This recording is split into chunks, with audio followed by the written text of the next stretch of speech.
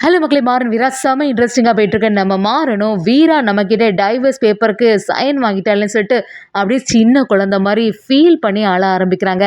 ஒரு கட்டத்தில் என்னதான் அடிப்பட்டாலும் நம்ம மாறன் அதுலேருந்து மீண்டு வந்து செம மாசாட்டு வீராவுக்கு பிடிச்ச மாதிரி பல செயல்களில் பண்ணி நம்ம வீராவோட மனசை மாற்றிட்டாங்கன்னு சொல்லலாம். என்னதான் இருந்தாலும் இதை பார்த்த சூர்யா அடுத்தடுத்து ஒரு சூழ்ச்சி வேலைகளை பண்ண ஆரம்பிக்கிறாங்க. வீடியோக்குள்ளே போகிறதுக்கு முன்னாடி நம்ம சேனலுக்கு சப்ஸ்கிரைப் பண்ணுங்கள், அப்படியே பக்கத்தில் இருக்க பெல் ஐக்கனை கிளிக் பண்ணுங்க. அப்பதான் நான் போடுற வீடியோலாம் உங்களுக்கு நோட்டிஃபிகேஷனா வரும். நம்ம மாறணும் அப்படியே ரொம்பவே ஃபீல் பண்ணி வள்ளியம்மையோட மடியிலேயே படுத்து கதறி அழ ஆரம்பிக்கிறாங்க. வள்ளியம்மையும், என்னாச்சு மாறா, நீ இவ்வளோ ஃபீல் பண்ணி நான் பார்த்ததே இல்லடா, எதுக்காகடா நீ இவ்வளோ ஃபீல் பண்ற, எதுக்குமே வருத்தப்படாதா அப்படி சொல்லும்போது நம்ம மாறணும், எப்படியாவது வீராவோட மனசு மாறிடும், என்னை ஏத்துப்பா அப்படின்னு சொல்லிட்டு தான் நான் இது வரைக்கும் ஒரு நம்பிக்கையோடு இருந்தேன். ஆனால் இன்னைக்கு வீரா வந்து என்கிட்ட டைவர்ஸ் பேப்பரில் சைன் வாங்கிட்டு போயிட்டா, அதை என்னால் கொஞ்சம் கூட ஏற்றுக்கவே முடியலத்தா அப்படின்னு சொல்கிறாங்க. வள்ளியம்மையும், நீ எதுக்குடா இதுக்கெல்லாம் கவலைப்பட்டுட்டு இருக்க, எப்படி இருந்தாலுமே வீராவோட மனசில் நீ தான் இருக்க, ஆனால் வந்து அவள் அதை வெளிக்காட்டாமல் இருக்கா, அது உனக்கே நல்லாவே தெரியும். அப்படி இருக்கும்போது எதுக்கு நீ ஃபீல் பண்ணுற, என்னைக்கா இருந்தாலும் வீராவோட மனசு மாற தானே போகுது. அது மட்டும் இல்லாமல் வீராவே அவரோட வாயினால் மாறினதை வந்து நான் விரும்புகிறேன் அப்படின்னு சொல்லணும், நீ சொல்ல வைக்கணும் அப்படின்னு சொல்லிட்டு நம்ம வள்ளியம்மை மாறன்கிட்ட தைரியமாக பேச ஆரம்பிக்கிறாங்க. மாறணும் அதை கேட்ட உடனே ஒரு புத்துணர்ச்சி பிறந்த மாதிரி செமையாட்டு களத்தில் இறங்குறாங்கன்னே சொல்லலாம். நம்ம மாறணும் பழைய மாதிரி, சரி இதெல்லாம் சரி சிம்பிள் விஷயண்டா, எப்படியுமே வீராவோட மனசை மாற்றிடலாம், ஏற்கனவே வீராவோட மனசில் நம்ம தான் இருக்கோன்னு எனக்கு நல்லாவே தெரியுது, ஆனால் ஏதோ ஒரு காரணத்தினால தான் வீரா வந்து நம்மக்கிட்ட டைவர்ஸ் பேப்பரில் சைன் வாங்கியிருக்கணும், இப்போ என்ன பேப்பரில் தானே சைன் வாங்கியிருக்கான், அது எப்போனாலும் மாறும் அப்படின்னு சொல்லிட்டு நம்ம மாறணும் அடுத்த வேலைகளை பார்க்க ஆரம்பிக்கிறாங்க. மாறணும் எப்படியாவது வீராவோட மனசில் இடம் பெறணும், வீரா கிட்ட போய் பேசலான்னு சொல்லிட்டு போகும்போது வீரா நம்ம மாறனை கண்டுக்கவே மாட்டேங்கிறாங்க.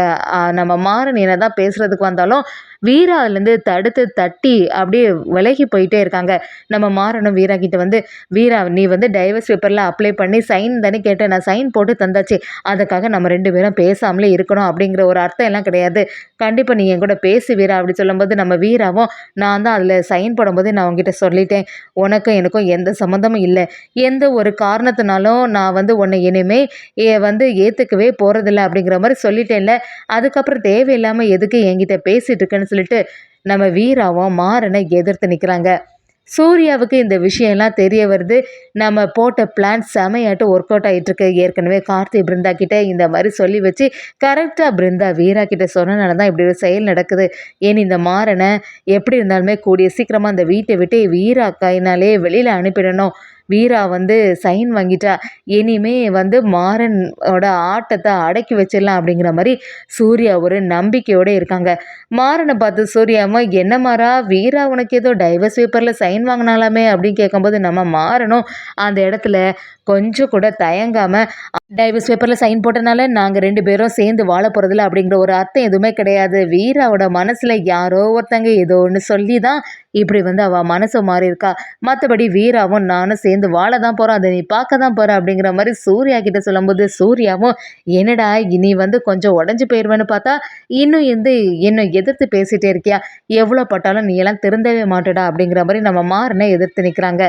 இன்னொரு பக்கம் நம்ம ராமச்சந்திரனும் மாறன் கிட்ட, மாறன் எதுக்குமே கவலைப்படாத, கூடிய சீக்கிரமாக வீரா வந்து உன்னை பற்றி புரிஞ்சுப்பா, அவரோட அக்காவோட நிலைமைக்கு காரணம் நீ கிடையாது அப்படிங்கிறது எனக்கு நல்லாவே தெரியும், அதே மாதிரி என்னைக்காவது ஒரு நாள் வீராவுக்கும் உண்மை தெரிய வரும், அந்த சமயத்தில் கண்டிப்பாட்டு உன்னை ஏற்றுப்பாடா அப்படின்னு சொல்லி நம்ம ராமச்சந்திரனும் மாறன்கிட்ட சொல்லும்போது மாறனும், அதை பற்றிலாம் எனக்கு இப்போதைக்கு கவலை இல்லைப்பா, எப்படியாவது வீராவோட மனசில் நான் இடம் பிடிக்கணும், அதுதான் எனக்கு ரொம்பவே ஆசையாயிட்டிருக்கு, அது மட்டும் இல்லாமல் அவள் மனசில் நான் இருக்கேன், ஆனால் அதை வெளிக்காட்டாமல் இருக்கா, கூடிய சீக்கிரமா அவளாட்டே என்கிட்ட வந்து எல்லாத்தையுமே சொல்ல தான் போறா அப்படிங்கிற ஒரு நம்பிக்கை எனக்கு இருக்குன்னு சொல்லிட்டு நம்ம மாறனும் யோசிக்கிறாங்க.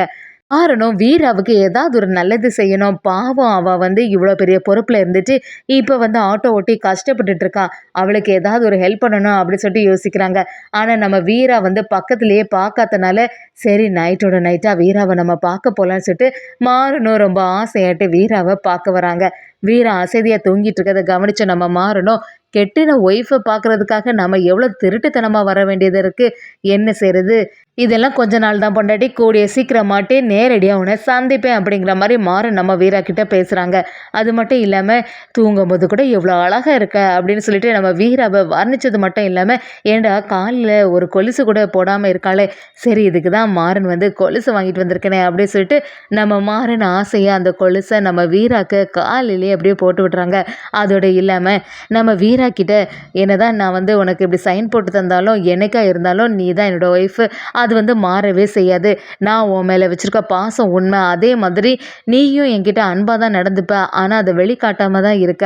கூடிய சீக்கிரமா மாறன் தான் வேணும். அப்படி மாறன் தான் முக்கியம் அப்படிங்கிற மாரி உன் வாய்னாலே சொல்ல வைப்ப பாரு" அப்படிங்கிற மாரி நம்ம மாறன் வீரா கிட்ட சொல்லிட்டு போறாங்க. நம்ம வீராவுக்கு மனசுல மாறன பத்தி பிடிச்சிருந்தாலும் அத வெளிக்காட்டாம இருக்கனால, மாறன் கொலுசு போட்ட எல்லா விஷயமே நம்ம வீராவுக்கு தெரிய வருது. இருந்தாலும் இந்த கொலுச மட்டும் நம்ம போட்டுட்டே நடந்தோம்னா, அப்புறம் மாறன் நெனச்சுருவான், ஏதோ நான் அவன ஏத்துக்கிட்டேன்னு சொல்லிட்டு, இனிமே இந்த கொலுசு நமக்கு வேண்டாம் அப்படிங்கிற மாரி வீரா ஒரு முடிவு எடுக்குறாங்க. வீரா நடந்து பார்க்கும்போது, என்னடா கால்ல வந்து நமக்கு கொலுசு போட்டிருக்கு. மாறன அப்படியே நம்ம வீரா கூப்ட்டு, "என்ன எவ்வளோ தைரியம் இருந்தா நீ வந்து ரூமுக்கு வந்தியா? எனக்கு எதுக்கு நீ கொலுசு போட்டுவிட்ட?" அப்படி சொல்லும்போது, மாறனும், "நான் தான் கொலுசு போட்டேன்னு உனக்கு எப்படி தெரியும்? எனக்கு அதுக்கும் இந்த சம்மந்தமே இல்ல." அப்படிங்கிற மாரி ஆக்டிங் குடுக்கும்போது, "உன்ன தவிர யாருமே இந்த வேலைய செய்ய போறதில்ல." அப்படின்னு கேட்கும்போது, வீராவும் நம்ம மாறன எதிர்த்து நிக்கிறாங்க. ஒரு கட்டத்துல நம்ம மாறன் வந்து வீராவோட மனசுல இடம் பிடிக்கிறதுக்காண்டி பல வேலைகள செய்ய ஆரம்பிக்கிறாங்கன்னே சொல்லலாம்.